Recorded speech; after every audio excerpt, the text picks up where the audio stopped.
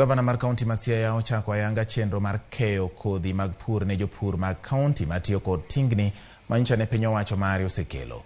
Gavana James Orengo ma oloso e log tich mare owacho ni okang' mar keyo kodhi mag oduma maromo tan 158 biro konyo jopur pidho cham ma opuodh gi jolony.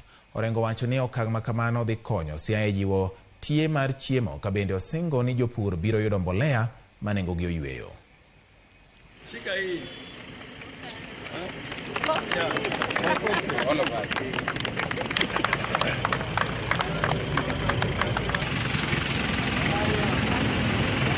An kawuono mor timwa madhi loso yore gi te wadwa ni mondo ywak kik bedie ni jomoko yudo to jomoko ok oyudo.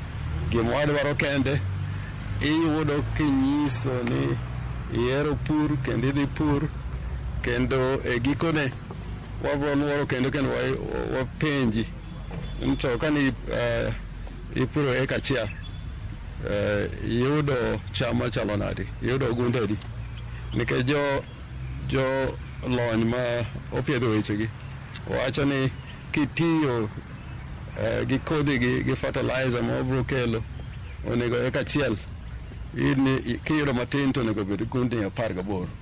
Koro adwa mana ni mondo ajiw ne jo Siaya te kuonde ma untie. Wan kod tingni mapuro nu kod bei moyweyo Sh2,000. Kauru nafas mondo upur, wakelo nu kodhi, kendo kodhi manono to bang' mano wabro kelo nu subsidized fertilizer. We should increase other varieties because we are looking at a situation where in the next budget 2023-24 let us also incorporate sunflowers and soya seeds and maybe groundnuts. These ones will supplement our income.